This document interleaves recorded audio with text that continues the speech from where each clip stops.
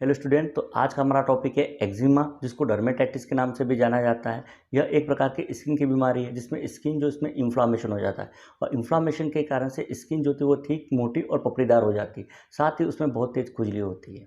Eczema होता किन कारणों से? तो एक्जिमा का एग्जैक्ट कॉज जो है कि मतलब इसका वास्तविक कारण जो है वो क्लियर नहीं है कि ये किन कारणों से होता है, लेकिन एक्जिमा ज़्यादातर एलर्जी जो है उसके कारण से होता है।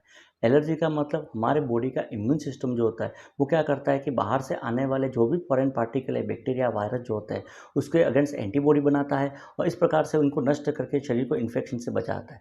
लेकिन होता क्या है कि किसी किसी व्यक्ति का इम्यून सिस्टम होता है या इम्यून सिस्टम में कोई गड़बड़ी के कारण से ये क्या करता है कि ऐसी चीज़ें जो कि फॉरेन पार्टिकल नहीं है, बाहरी चीज़ नहीं है, उसको भी एंटीजन जो है या फॉरेन पार्टिकल मान के उसके अगेंस्ट एंटीबॉडी बना देता है। उसके बाद ये एंटीजन एंटीबॉडी कॉम्प्लेक्स जो बनता है वो स्किन में चला जाता है और स्किन में जाने के बाद स्किन के अंदर एक विशेष प्रकार की सेल होती है, डेंड्रिटिक सेल, उसको डैमेज कर देता है। ये सेल डैमेज होने पर वहाँ से केमिकल निकलते हैं और उस केमिकल के कारण से स्किन के अंदर इन्फ्लामेशन हो जाता है और इन्फ्लामेशन के कारण से एक्जिमा की कंडीशन जो है वो उत्पन्न हो जाती है। तो एक तरह से देखा जाए तो एक्जिमा होने का एक कारण स्किन जो है उसका एलर्जन के संपर्क में आने के कारण से होता है। अब ये एलर्जन जो है वो कुछ भी हो सकते हैं, जैसे मौसम के अंदर होने वाला बदलाव है, बहुत तेज़ गर्मी होना, अत्यधिक ठंड होना या ड्राई एयर जो है वो। इसके अलावा किसी व्यक्ति को सोप जो है, शैम्पू जो है, डिटर्जेंट जो है उससे एलर्जी है तो उसके कारण से हो सकता है। इसके अलावा किसी किसी को कुछ कपड़े जो होते हैं जैसे नायलॉन के कपड़े हैं, पॉलिस्टर के कपड़े, ऊनी कपड़े हैं, तो उससे एलर्जी हो सकती है। किसी को खाने संबंधी एलर्जी हो सकती है जैसे कि एग है, शेल फिश है, सी फूड होता है। इसके अलावा नट होता है जैसे पीनट जो है उसके कारण से, या मिल्क या डेयरी प्रोडक्ट जो है उससे एलर्जी है तो उसके कारण से उनको हो सकता है। इसके अलावा कुछ केमिकल या इरिटेंट जो होते हैं जैसे वार्निश है, नेल पॉलिश है, लिपस्टिक है, तो उनके संपर्क में आने के कारण, या परफ्यूम जो है उसके कारण से, या पोलन ग्रेन जो होते हैं परागकण, उसके संपर्क में कारण या उससे एलर्जी तो उसके कारण से हो सकता है। इसके अलावा किसी को किसी मेटल जो होता है, ज्वेलर जो पहनते हैं उसमें जो मेटल होता है, गोल्ड है, सिल्वर है, उससे एलर्जी है तो उसके कारण से भी हो सकता है। किसी को फैमिली हिस्ट्री मतलब परिवार में किसी को एक्जिमा है तो उसमें भी होने की संभावना ज़्यादा रहती है। इसके अलावा यदि किसी व्यक्ति को अस्थमा या है फीवर की समस्या है जो कि एलर्जी की बीमारी होती है तो उनको भी एक्जिमा होने की संभावना ज़्यादा रहती है। ये तो एक्जिमा जो है उसके कारण और रिस्क फैक्टर हो जाएंगे। अब बात करते हैं एक्जिमा जो उसके टाइप की कितने प्रकार का होता है। तो एक्जिमा जो होता है वो विभिन्न प्रकार का होता है। इसमें एक तो एटोपिक एक्जिमा होता है, जिसको एटोपिक डर्मेटाइटिस के नाम से भी जाना जाता है। यह सबसे सामान्य प्रकार का और सबसे ज़्यादा होने वाला एक्जिमा होता है। इसमें त्वचा के ऊपर छोटे छोटे खुजलीदार रशेस बन जाते हैं। ये ज़्यादातर टीनेज और यंग चिल्ड्रन जो होते हैं और एडल्ट होते हैं उनमें ज़्यादा होता है। दूसरा सेबोरिक डर्मेटाइटिस होता है। सेबोरिक डर्मेटाइटिस ज़्यादातर त्वचा में वहाँ पर होता है जहाँ पर ऑयल ग्रंथियाँ जो है ज़्यादा होती है, जैसा कि स्काल्प जो है वहाँ पर, और उसको डैंड्रफ के नाम से भी जाना जाता है। तीसरा डिसीड्रोटिक एक्जिमा होता है। डिसीड्रोटिक एक्जिमा जो होता है वो हाथ जो है उसकी हथेलियों के अंदर या पैर के तलवे जो होते हैं उसमें, या फिंगर जो होते हैं उसके बीच में होता है। इसमें पानी से भरी हुई छोटी छोटी फुंसियाँ जो होती है जिसको ब्लिस्टर कहते हैं वो बन जाते हैं। चौथा न्यूरोडर्मेटाइटिस होता है। न्यूरोडर्मेटाइटिस के अंदर गर्दन के पीछे, इसके अलावा हाथ और पैरों के अंदर खुजलीदार चकत्ते बन जाते हैं, त्वचा जो होती है वो मोटी हो जाती है। ये ज़्यादातर स्ट्रेस और एंजाइटी जो है उसके कारण से होता है और इसी कारण से इसको न्यूरोडर्मेटाइटिस कहते हैं। और ये ज़्यादातर यंग जो होते हैं या एडल्ट जो होते हैं उसमें होने की संभावना ज़्यादा रहती है। न्यूमुलर डर्मेटाइटिस होता है। न्यूमुलर डर्मेटाइटिस के अंदर क्या होता है कि स्किन जो है उसके ऊपर कॉइन शेप मतलब सिक्के के आकार के चकत्ते बन जाते हैं जिसमें बहुत तेज खुजली होती है।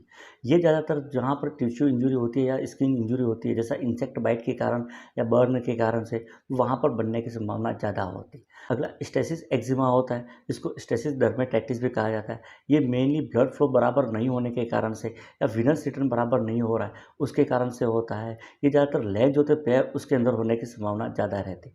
इसमें ब्लड सप्लाई जो है बराबर नहीं होने या विनस रिटर्न नहीं होने के कारण से प्लाज्मा जो होती है वो कैपिलरी से लीकेज होती है और लीकेज होने के बाद स्किन जो इसके नीचे जमा हो जाती है और उसके कारण से वहाँ पर इन्फ्लामेशन जो वो होता है। तो एक तो ये हो गया।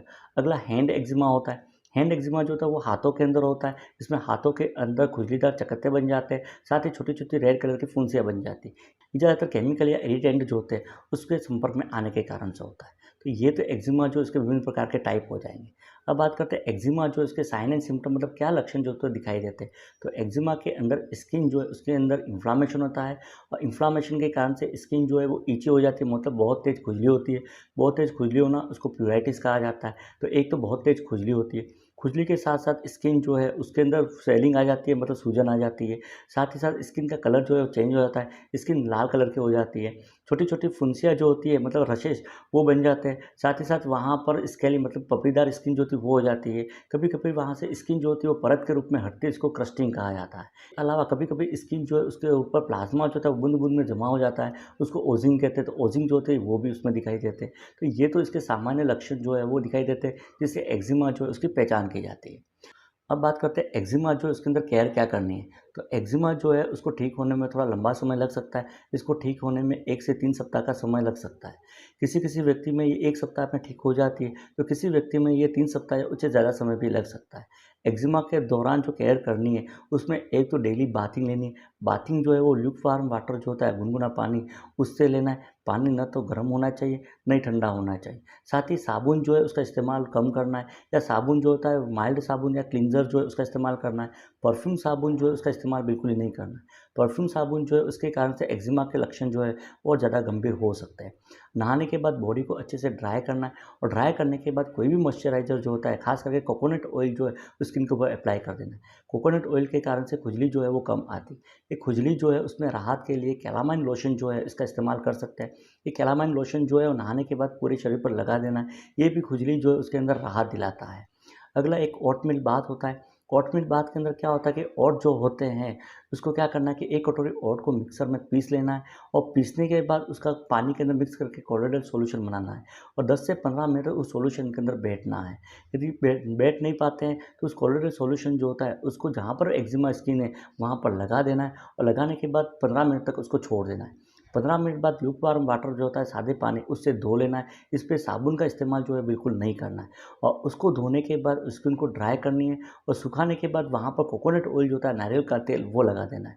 ओटमील बाथ जो होता है वो 7 दिन तक लेना है, और प्रतिदिन लेना है। एक्जिमा के अंदर एलोवेरा जेल होता है, वो भी राहत दिला सकता है। तो एलोवेरा जेल जो है वो स्किन के ऊपर अप्लाई करना है, लेकिन एलोवेरा जेल लगाने से पहले एक बार उसकी टेस्टिंग कर लेनी है। स्किन के थोड़े से एरिया के ऊपर एलोवेरा जेल लगाना है, और लगाने के बाद आधे घंटे तक देखना है कि वहाँ पर खुजली या इरिटेशन तो नहीं हो रहा है। क्योंकि कई लोग होते हैं उनको एलोवेरा जो होता है उससे एलर्जी होती है, तो उसकी जाँच करने के बाद ही एलोवेरा जेल जो है वो लगाना है। इसके अलावा नहाने के पानी के अंदर बेकिंग सोडा जो होता है वो डाल लेना है। बेकिंग सोडा जो है वो भी खुजली के अंदर राहत दिलाने का काम कर सकता है।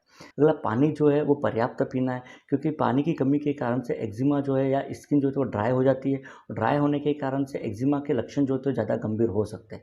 तो स्किन को पर्याप्त हाइड्रेट रखने के लिए पर्याप्त पानी जो है पीना आवश्यक होता है। हीट जो है उससे बचाव करना है, तेज़ धूप में निकलने से बचना है। साथ ही साथ यदि बहुत ज़्यादा सर्दी है तो सर्दी के अंदर भी स्किन जो है उसको सर्दी हवा या ठंडी हवा के संपर्क में आने से बचना है, क्योंकि एक्जिमा के लक्षण जो होते हैं वो गर्मियों के अंदर या सर्दियों के अंदर और ज़्यादा गंभीर हो जाते हैं।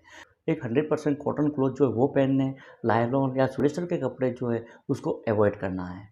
हीट जो है उसको अवॉइड करना है, खास करके हीटर जो है सर्दियों के अंदर हीटर के पास में नहीं बैठना है।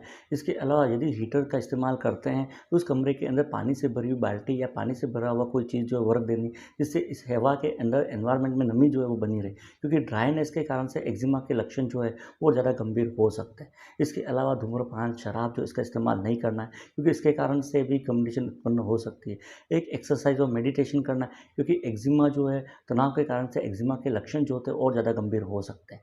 ये तो एक्जिमा जो उसके अंदर केयर क्या करनी है वो है। अब बात करते हैं एक्जिमा जो इसके ट्रीटमेंट। तो एक्जिमा जो है उसके ट्रीटमेंट के अंदर एक तो टॉपिकल मतलब स्किन के ऊपर लगाने के लिए कॉर्टिकोस्टेरॉइड क्रीम जो होती है वो काम में ली जाती है। कॉर्टिकोस्टेरॉइड क्रीम जो होती है उसका लंबे समय तक इस्तेमाल नहीं करना चाहिए, क्योंकि लंबे समय तक इस्तेमाल करने के कारण से स्किन जो है एट्रोफी हो सकती है।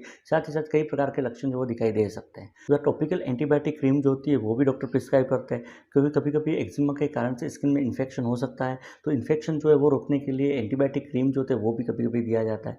एक ओरल कॉर्टिकोस्टेरॉइड जो है वो दिए जाते हैं। ये भी शरीर में होने वाला इन्फ्लामेशन जो है उसको कम करता है। इसके अलावा इम्यूनोसप्रेसेंट जो होते हैं वो देते हैं। इम्यूनोसप्रेसेंट जो होते हैं वो क्या करते हैं कि इम्यूनिटी जो है उसको कम कर देते हैं, और इम्यूनिटी कम होने के कारण से भी एक्जिमा के लक्षण जो है वो कम हो जाते हैं। लेकिन इम्यूनोसप्रेसेंट जो है वो भी वायरल का या बैक्टीरिया का इन्फेक्शन है तो उसके अंदर अवॉइड किए जाते हैं। इसके अलावा एंटीहिस्टामिन जो है वो दिए जाते हैं। ये एंटीहिस्टामिन जो होते हैं वो मेनली ईचिंग जो होता है, खुजली, उसको कम करने के लिए दिए जाते हैं। साथ ही साथ इन्फ्लामेशन जो हो रहा है उसको भी ये कम करते हैं। इसके अलावा लाइट थेरेपी जो है वो भी इसके ट्रीटमेंट में काम में ली जाती है। तो ये तो इसका ट्रीटमेंट जो है वो हो जाएगा। तो ये था एक्जिमा जो होता है वो। अगले वीडियो में किसी और कंडीशन के बारे में बात करेंगे। नर्सिंग रिलेटेड वीडियो देखने के लिए चैनल को सब्सक्राइब कीजिए। Thank you.